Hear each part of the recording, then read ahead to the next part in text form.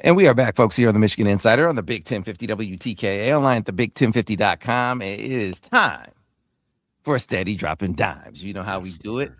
YouTube, Facebook, Twitter, all of the socials are with Mhm. us on all of those channels. Over on the MichiganInsider.com is where you always see Steady Dropping Dimes. Well, now we bring it to you here on the morning show. And joining us, he was a McDonald's All-American out of Texas. He came to the University of Michigan. He was Big Ten Freshman of the Year. This dude is one of the all-time great Michigan point guards, and now he is one of our resident basketball analysts. Does a great job on a weekly basis of dropping absolute dimes on us when it comes to these matchups. I'm talking about Daniel Horton. Danny, how you doing? Man, good, man. I tell you what, Sam, you're probably the only person who can, and my wife who can get me up this early to talk basketball. So it's good to be here, man. Great occasion. Hey, it's a great occasion. Michigan in the Final Four.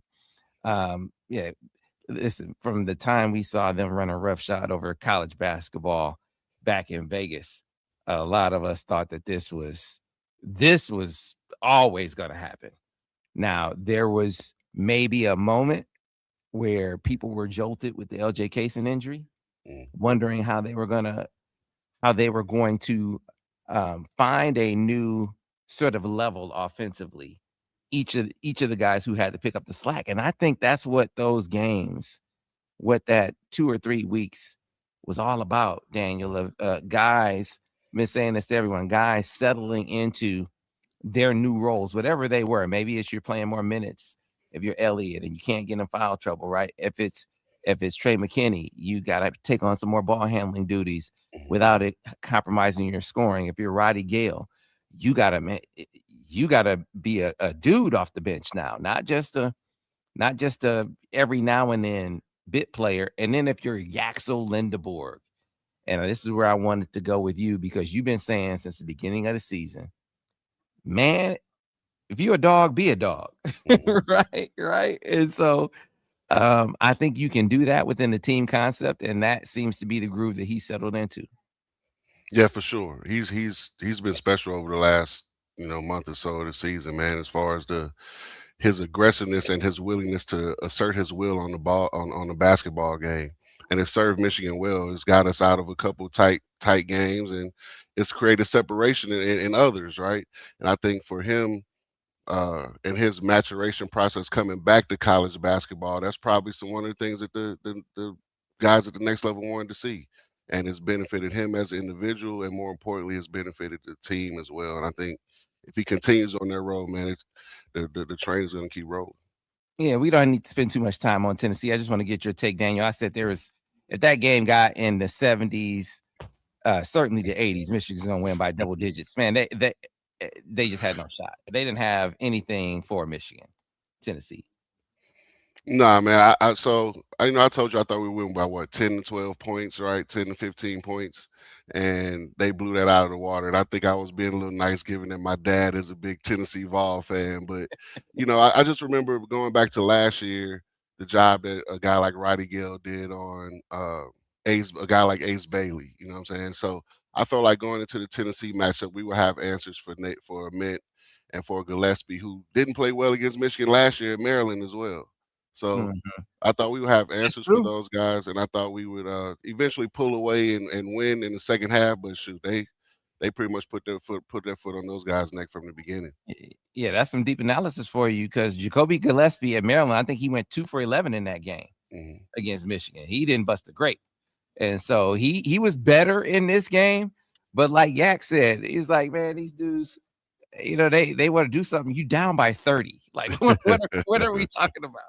Why are we why are we having any sort of altercation? Why are Yeah. you talking any kind of trash? You're down by 30, We right? tell That kids, hey was man, it's easy to make shots when you're up 20 or down 20. So just right. relax. So here's the thing, Daniel. When you're going against a dynamic offensive player, Mm, because Native Mint is going to be a lottery pick. for sure. And this is relevant to this matchup tomorrow night. Native Mint is going to be a lottery pick. Now, you have been in the fiercest of arenas and faced big time players. And it is my belief. from the outside looking in that one of the best ways to defend a dynamic player is to make him play defense. Yes, sir. And man, Daniel, that young fella, not only did he have his hands full when he was on offense, but he had no clue what to do when he was on defense. He was at the mercy of the basketball gods, and they gave him none.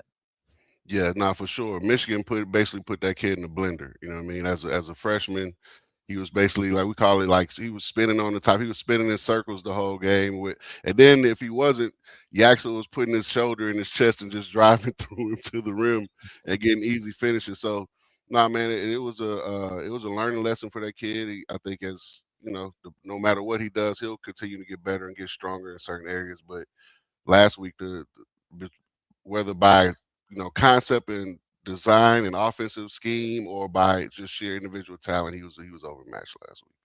So Daniel, as we get into this matchup, I want to focus on Yax for a moment. Mhm. We know that his mentality is just different. His aggression is on a different level. But is it that simple? Are they doing anything different with him to help get him going? Is he doing anything different than he was doing in your eyes in any tangible way to help get himself going? Or is it just a matter of him being more aggressive? I don't see it. It may be little tweaks, as the season goes along. Every coach, especially really good coaches like Coach May and his staff, they add tweaks to the scheme and they may tweak angles and different positions they put him in.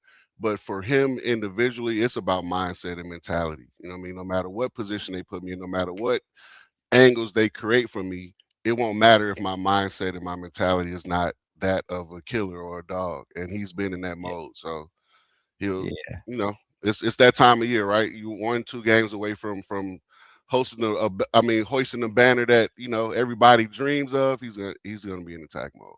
Yeah, man. I thought about you in that Ohio State game where I mean they were all over him off ball. They were playing in the gap, like man and a half off ball, right? And so he was like, "Oh, I saw them doing that," so I just said, "Okay, I'm gonna stand in the corner." And I was like, "Man, wow!" They're Yeah, like, "Hallelujah." if you can pull a man and a half to you without even having the ball, that's hey, that's great. Go create space. You know what I mean? Yeah, That's but again, if you're the best offense, and Michigan won that game.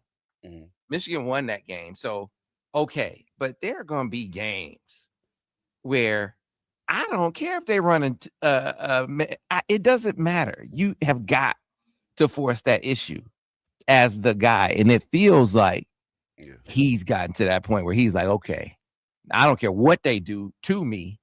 Mhm. This is what I'm going to do to them.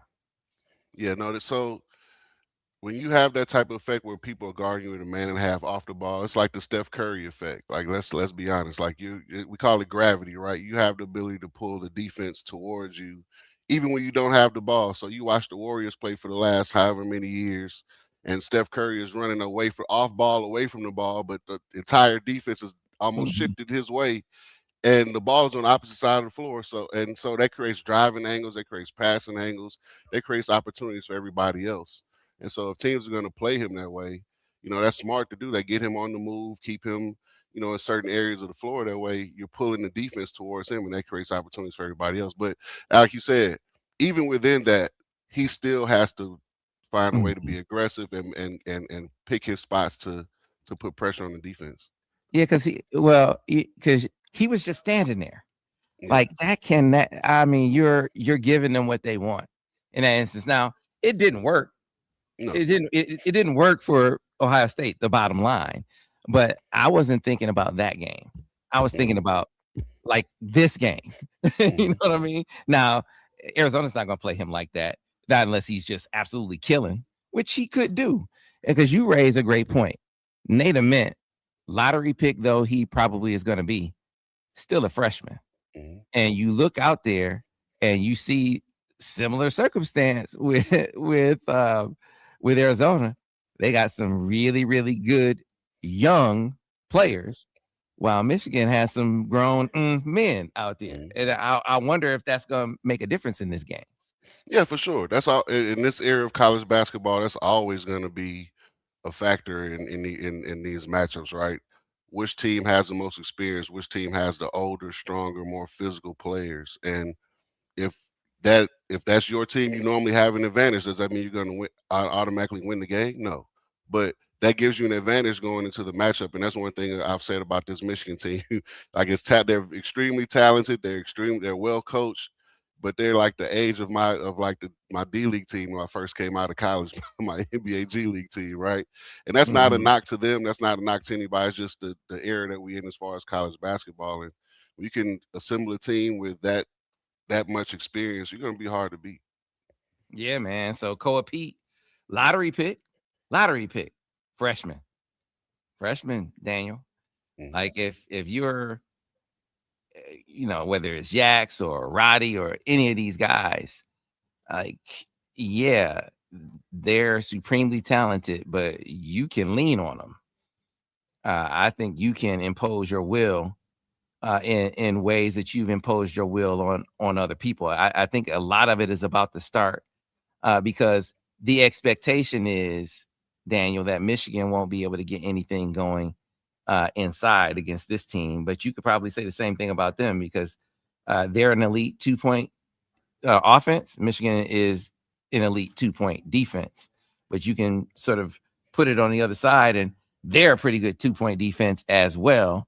I'm curious as you look at the tail, as you look at Arizona, what do they do well? What do you have to be concerned with, and what do you see as potential trip ups for them? Like, what can Michigan take advantage of based on what they do? I think as talented as Arizona is with those young players, they get a bit predictable offensively, right? They're gonna do what they do. They're gonna run a lot of empty side ball screens. And for me, they have it's unique because I would say it's unique in today's times because most of the time people space really wide on the weak side when they run those empty side ball screens. But Arizona, they play with two bigs, so the other big is on the other block as they're running the empty side ball screen. I just think that plays right into Michigan's hands with keeping Mara closer to the basket, as well as how Michigan can switch 1 and 4 or 2 and 4 ball screens.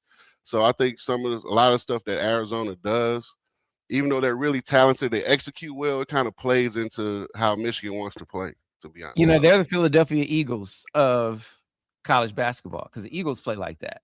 Mhm. Like, hey, we are just better than you. We're more talented than you. So we are not going to complicate things with scheme. We are going to be, people are going to call us simple in concept, but we're going to out execute you, and our athletes are just better than yours. It lends itself to that elite 2 point offense that we're talking about. It's like they just beast teams. But can they beast Michigan, Daniel? Uh, I don't see anyone beasting Michigan, right? I think with Mara, Morris Johnson, Jackson Lindborg, Cheddar coming off the bench, that's those guys. If your recipe is to try to out physical or out, or just bully Michigan in the paint, has that worked for anybody all year? No, I think the two No, games we lost is because those teams shot the ball well from the three, and that's why I it's say true. like Arizona, as talented as they are, right? They're still young in certain areas, and their style kind of plays into what Michigan wants to do. It wants how Michigan wants to play. And so, like I said, I don't think you're going to bully us in the paint. I don't think you're going to You're not going to have better athleticism in the paint than us, better length than us in the paint. So, like I think that's just a recipe for failure, to be honest. So, it a couple of things. Number one, I think 3 point shooting can be the separator in this contest. Has been my prediction all along that will be the margin. What Michigan does from three. It's not that Arizona is a bad shooting 3 point team. They just don't take a lot of them, right? One of the lowest 3 point shooting teams by volume in college basketball. So, can you leverage that to your advantage if you're Michigan? It leads me to the question of how do you get to your threes? Michigan has, first of all, teams going underneath ball screens on Yaxel Lindeborg. Are they still going to do that? I have a feeling that this team won't make that mistake. Either they're going to do a much better job of fighting through screens or he going to see a higher hedge. Now, how do you get clean looks against this team Daniel, can you get downhill? Mhm. Can you work it through can you work inside out through the post to get to your looks? Because Michigan's shot quality has been excellent in recent weeks. How do they get that same shot quality in this game? Continue to execute. Continue to do what you've been doing. And like I said, with them keeping two bigs on the floor, that plays into Michigan's hands, right? That allows us to play faster because our 1 through 4 can really run and get up and down the floor. That allows us to get into some of the things where you see you get into 4 or 5 or 3 and 4 ball screens with Yaxel as the ball handler. So Mm. to be honest, like I said, a lot about what Arizona does kind of plays into Michigan's hands. Now, does that mean we're going to win? I think it does, but that does. You know how anything can happen in this time of year, especially in one game situations in basketball. So Yeah. So the one place that they don't have a maturity advantage, physical, mental, what have you, is at the point guard position. Jade Bradley, Big 12 Player of the Year. He is that dude. Covered him extensively during his high school recruitment. Michigan was all over him. He was one of the top guys on the board for them, and vice versa. Obviously, didn't work out, but he has blossomed into every bit of the player that I thought he was going to be. Meanwhile, a guy like Elliot Cadeau is playing his best basketball, in my opinion, Daniel. I mean, just what to me, while you know, you look at the top point guards, their assist numbers are on a certain level, they're scoring at a certain level. He I don't think you can put him in that box. In terms of saying, hey, yeah, he high scoring average, high assist. I think what he does that stands out is what his team needs, what Michigan needs on a given day, whether mhm. it's scoring, if they need him to score, take on a heavy scoring load, he does that. If they need him to be a big time setup man, he does that. If they need him to step up his defense, because I've been you want to watch how you're supposed to play a ball screen, watch how Elliott has been doing it in recent Mhm. weeks. Man, you aren't screening Elliott Cadeau. He refuses to be screened. That's what I'm talking about, Daniel. Yeah, no. As a point guard, that's part of your job to be tough on the ball and not, especially as many ball screens you're going to face these days, is to get over the top of as many of them as you can, and not either hit the screen and get wilt, or we say be soft and go under, right? And he's done a great job of bullying guys over the top. He's really strong for his size. He's good, really good, a good athlete for his size. So he's able to get over the top and not make it easy for guys. You know what Man, I it's mean? funny. It's funny to hear y'all talk about 6'1" like he a little dude. But I guess it's little in basketball terms, I guess. Yeah. Yeah. Nah, Nah, he does the I same thing. mean, He said I have no choice to be a dog. I'm 6'1". I'm like, man, yeah. that's a little like, okay. Hey Sam, the point guards are only getting taller. Yeah, I I think hear you. I'm 6'2.5", somewhere at 6'3", around there. I was considered a big point guard back then. Now I'll be considered a little point guard too. Yeah, man. So that is a matchup though, Daniel, where he does not have the kind of advantage that others do. And yet, and you've been watching the tape on Jaden Bradley, you see some things that Mhm. might help Elliott as he's trying to guard him. Yeah. He's hard, right? Like we, like he's not like if he puts the ball in his left hand, it's gonna be for maybe 1 or 2 dribbles, and he's off of it. But when he's in attack mode, he's going hard, right? He's trying to get to the rim, and he also has a really good ability to get to his mid range pull up. Now, like I said, that's something that Michigan's defense, for what I've seen over the last couple. That's why you play drop coverage. That's why you play some of the coverages they play.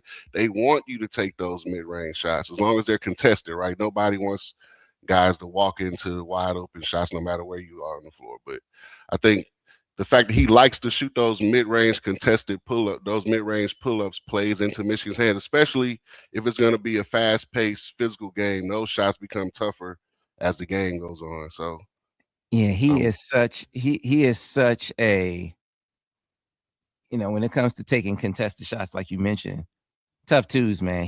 It's an art form for him. mm, I don't think the rest of the guys are built like that, but Jaden Bradley, tough two maker, man. So I think that the work you do on him before he gets in the Mhm. mid range is going to be all the more important.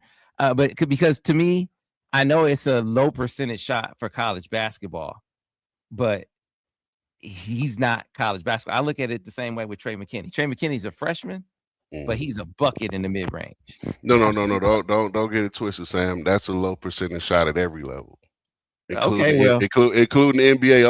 Only the elite players really are allowed to shoot those shots these days, right?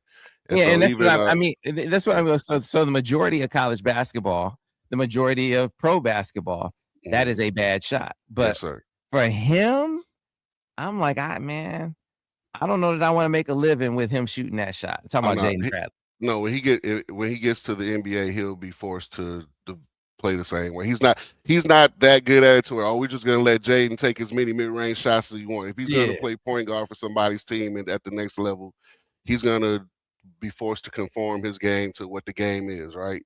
Either I'm at the rim, or I'm making the at the rim collapsing the defense, or I'm shooting three. So that's not a that it looks cool when Trey does it with some example, but to be honest, only the top 1 or 2% of players are allowed to shoot that shot these days. man. Hey, man, Trey is on a heater in the mid Yeah, range. I yeah. mean, he light every time.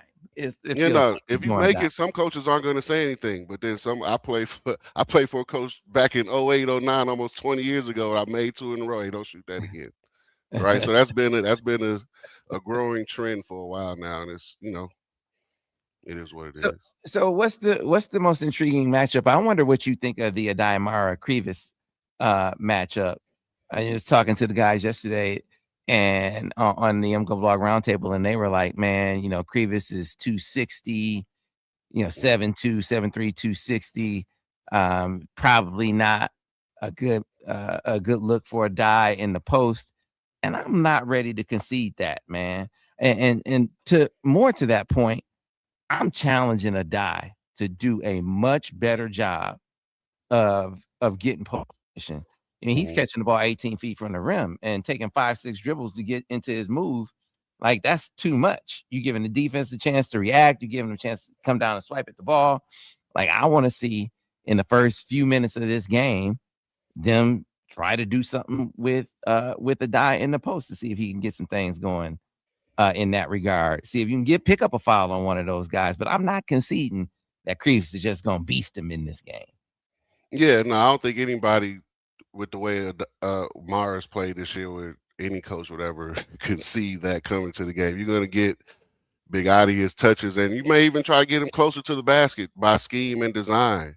Or Okay. leading up to this week, film and study, they may have addressed that, like, hey, we think you're getting pushed out a little bit too far. Let's try to get these touches a little closer to the paint or to the block. So I'm pretty sure that one thing about this group and this coaching staff and this group of players, I think they're smart enough to self. They do. I'm sure they do a lot of self scouting, right? And I think they'll put him in positions to where he can still be who he's supposed to be and be who he's been all year. So what concern when you watch Arizona? You told me what Michigan can take advantage of. When you watch them, what concerns you? What's gonna give Michigan problems?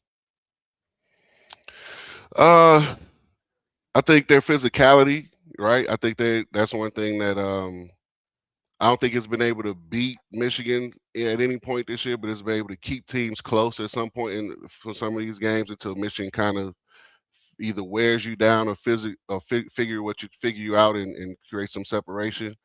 But man, it's just watching Arizona for the last 3 or 4 days. Like, I'm impressed because they've had a great season and they beat some really good teams. But schematically, I just don't really see anything unless guys go out there and just lose their individual matchups. Right? We go out and Cole Pete, gets his 1-2 dribble spin move, fade away jump shot that he likes to get to the majority of the game. If we allow Jaden to get to his right hand and dominate us going right the whole game. Like, it's going to be more about if we're going to allow Kochenkov to go left every time he catches it, because he's the guy, he's going to shot fake and put the ball down and go left every time, go left and finish with his right hand. So if it's about if we're going to stick to the game plan and win our individual matchups, and I have faith that these guys are going to do that. Yeah. So what do you think Yax is gonna do in this game, man? Because he, to me, has been the best player in this tournament. and it's because of not just his improved offensive ability, of course, or improved offensive production, excuse me, but just a dynamic defender. And when you're facing off with again, another young counterpart, it just feels like, Daniel, that this is a recipe for Yaks to have another huge game.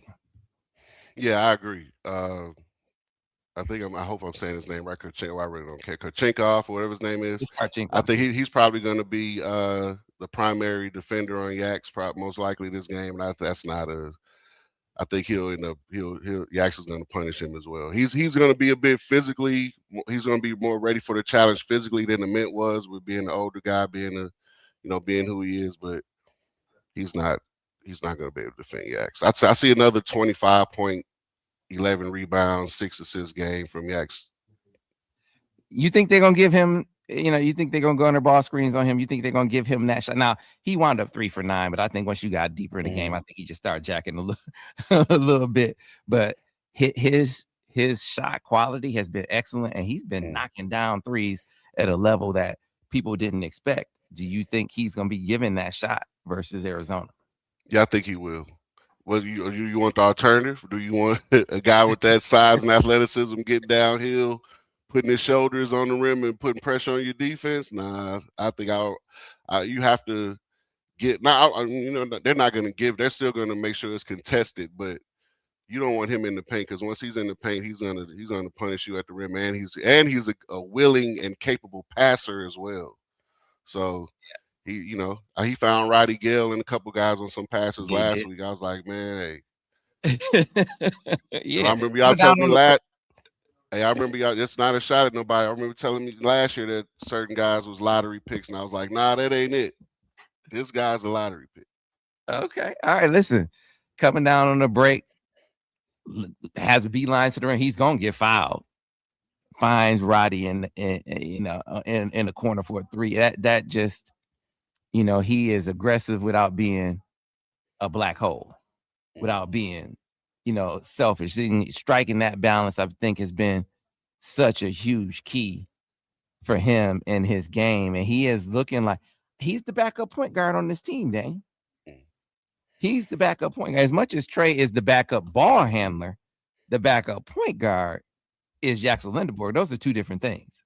Yeah, yeah, and their offense looks like, from outside looking in, allows for two pushers. So you have Yaks on one side. Sometimes you'll see him pitch it across to Roddy or whoever else, or Trey, whoever else is in the game with him, and he'll initiate the offense and vice versa. So I see they kind of go to more of a two guard front when Elliott comes out the game, which relieves pressure from either guy feeling like they have to initiate the offense and handle pressure by themselves. So it's great adjustment by Coach May. Yeah. So, Daniel, it's been a while since Michigan has been in, for folks who are joining us on this special edition of Steady Dropping Dimes on the Big 1050 WTKA. Daniel Horton with us, and it's been a while since Michigan has had like a legit offensive lull, right? Mm-hmm. They have settled into a groove that the likes of which we hadn't seen since they were killing teams in Vegas.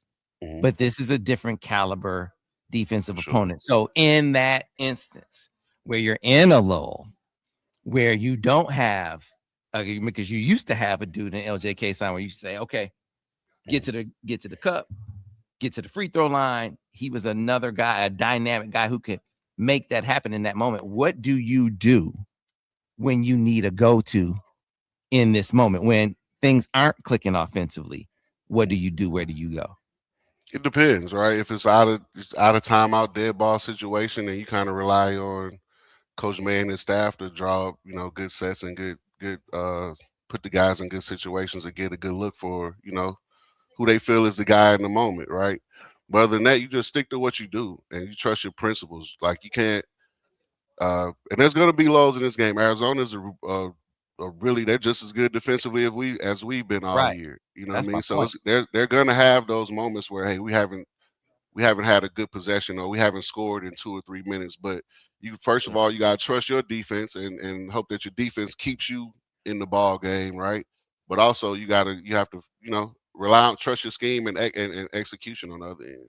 Yeah, I tell you what, man, I wasn't even talking about ATOs. I feel like, man, I feel like when that happened in that situation, I think Michigan is at least gonna get a great look. Yeah, They might for not, sure. even if they don't get a bucket. I mean, Dusty, that staff, their ATO game is elite.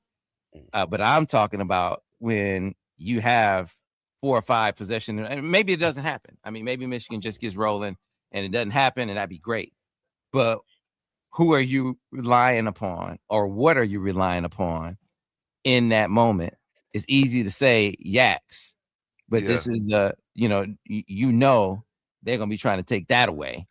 Has So that happened this year, Sam? I think the times where it has happened, it was more so because of turnovers, right? Not mm, because the other team kind of, hey, Michigan's only going to get one contested shot, then we're going to rebound that that shot and that keep them Purdue out the. that Purdue game, they Yeah, had some lulls for sure. but it hasn't been very common. So I don't know. That's a great question, Sam, and we'll see. Maybe that's a question that they'll have to find answers to in a moment.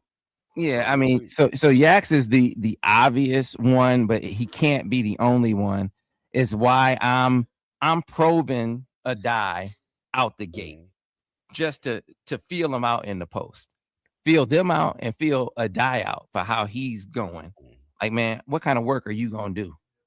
What kind of work are you gonna do before you receive the ball? And can you put them in a position where they have to make decisions like other teams have had to make decisions on a die? And it's like, hey, are we gonna play him straight up or are we Hey, gonna help? I got a You question know, for you. Does it have to be one guy? Right, from what it we've seen doesn't. from this team, it hasn't It really doesn't. been one guy for the most part, right? You're gonna see stretches where, okay, if we like say we have had a 2 or 3 minute stretch where it's a bit of a slump, right? You see Elliott hit one, you see Roddy hit one, you see Mara get an incredible finish over the top on the lob or something. You see, like they've always, and that's the beauty of this team. They've done it by committee for the most part. Like when they have those moments of adversity, they normally tend to answer as a unit, not really one guy. So they find that's they're not ranked and viewed as highly as they are in the history of the sport for no reason. So I Yeah. trust them to find answers. Yeah. I mean, one of my dark horse answers, man, I was telling Miz this earlier. I would say, you know what, Trey? We're gonna throw it to you in the post. Hmm. Because I think I don't care who on the other side matches up with him. Even Jaden Bradley, Daniel, I feel like even Jaden Bradley physically is at a mismatch if Trey is in the post. Now, Hmm. I said to Miz, I said, man, he needs to go watch the Michael Jordan tape. Go watch the Michael Jordan tape, but not MJ 84 to 94. Go watch MJ, 95 to 98. Right? Watch that MJ when he was maybe the best post player in the NBA Hmm. as a guard. Watch that MJ because I think that part of Trey's game right now in its nascent stage where he just gives it to you a little bit, but he is really effective when Hmm. he does it. I think in this moment in this game, it I as much as he dribbles into every mid-range look, he dribbles into every low post touch, every pull-up jumper. Man, I'm running him off a curl or I'm throwing it to him in the post. I am running something for Trey McKinney in the mid-range in this game, Daniel Horton. But then you're going against all the principles of how you've built your If offense. if we get in a lull, let me put it that way. If we get in Okay. a lull and we need something. Now, from so Jaden Daniels, I'm gonna forget the last name. I'm sorry, John. Jaden Bradley, Bradley, Bradley, 6'3". Bradley. He's 6'3", 200 pounds. He's listed as 6'3", 200. And Barry's is listed as 6'4", 205, somewhere between 205, 210. So those guys aren't little guards, right? No, they So now you're putting it in position to where now it may become less of a skill match and him using his size to a wrestling match, which also takes you out of your your offense, right? So that's one thing. If he has a obvious size advantage, right? Trey McKinney is Then listed at 2. 25, Daniel. No, I get it. I get Let's it. go. But that's not like if my only advantage is 15 pounds heavier than the guy that's probably has longer arms than me, that's not really much of an advantage, right? Like you're end up wrestling down there. And so I don't think, he probably has that in his game. It's something that'll come out eventually, but in the national semifinal, and we haven't really gone to that all season, I probably wouldn't. That's probably not going to be in my bag for today. I'm breaking that for glass in case of Saturday. emergency. You watch him in the mid range in this game. He's gonna get a look. He's gonna be 50% or greater. Yeah, no, if he Mid-range in this game. drives and he, like we talked about Barkley in the drive, where he drives and he gets Yeah. cut off and he turns it into a mid-range post up or a low post, then I would allow him a couple of those a game, regardless of, but I don't know if I'm just gonna hey, let's rip screen McKinney into the post and we're gonna stand there and watch him play post, like watch him play in the post. Nah, but if he drives on his man, he Barkleys it, turns it into a post up, we'll definitely that's probably been in the game plan all year. Hey, if you get this in this situation, you can turn it into a post up. That's normal. Yeah. And certainly, to be clear, I'm not arguing that he's their primary or even secondary post option. I'm not saying that at all. You probing it with a die, you probing it with Marez, you seeing how they're going to try to play Yaks when he's in the post. I was really pleased to see, Daniel, because the Purdue game drove me mad. You had them little dudes. Now those were legit little dudes. Yeah, on Yaks front in the post, and they threw it to him one time. They in Tennessee. They threw it to him a couple times. And I was like, okay, these fellas, they've been in the lab a little bit working. Yeah, that's good, man. That's so against a team like Purdue with Braden Smith and Lawyer and Cox, those guys that have, that's definitely two guys that I would post it. But this game, this matchup, we gotta execute what we do. All right, so Daniel, break it down for me, brother. You give me the tail of the tape. You talked about some of the things that Arizona does well, some of the things that they don't do so well that Michigan might take advantage of. How will it go down? What will be the story of this game when it's over, and who will advance to the national championship game? Man, I see another Michigan double-digit victory. I think with the way Arizona plays, man, it plays right into our hands. And if we come out and match their physicality and we continue to push the pace and execute on offense, man, I think we're going to end up pulling away in the second half like we've done against most good teams this year. What happened to Daniel? Is this invasion of the body snatchers?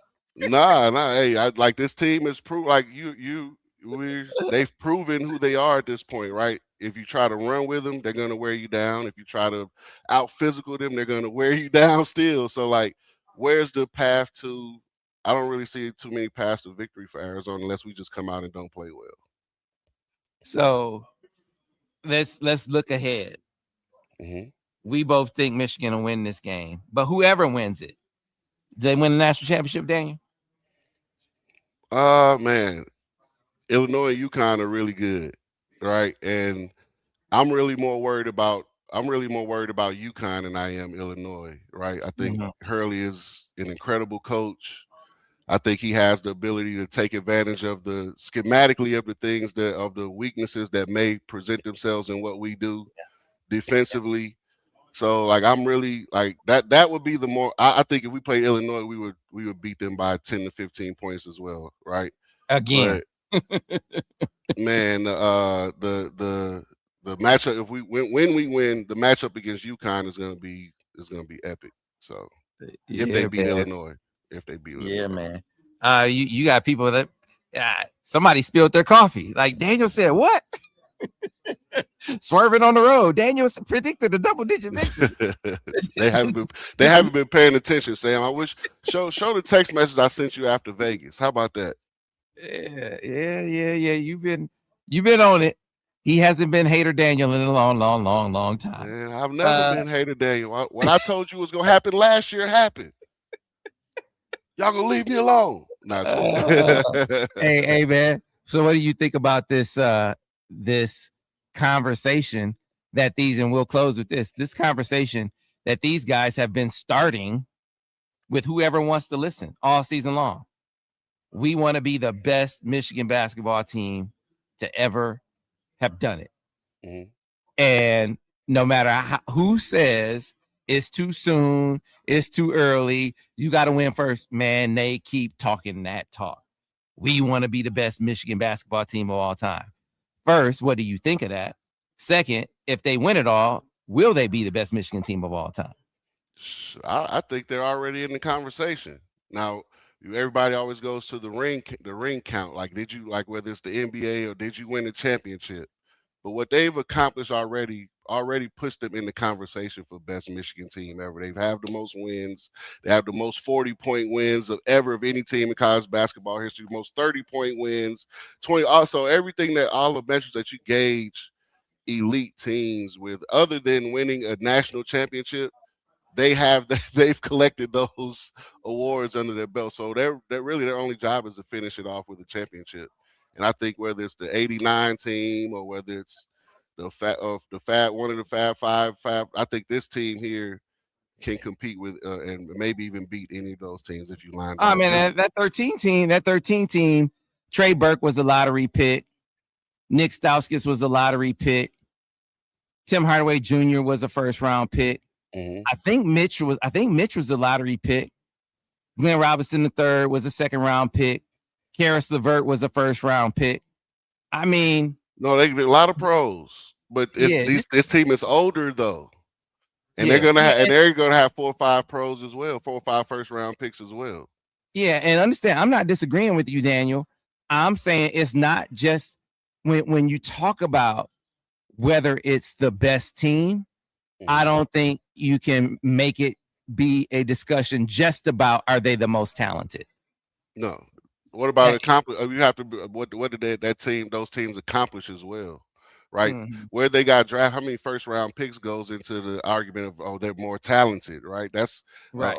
Where you got drafted is a talent thing, right? So this team will end up having 4, 5, 6 first round, like Yaks, Mara, Morris Johnson, the freshman Trey McKinney. He'll end up being a first round draft pick. And I may be missing somebody in there. Elliott may play himself into a late first round pick after next year. Who knows, right?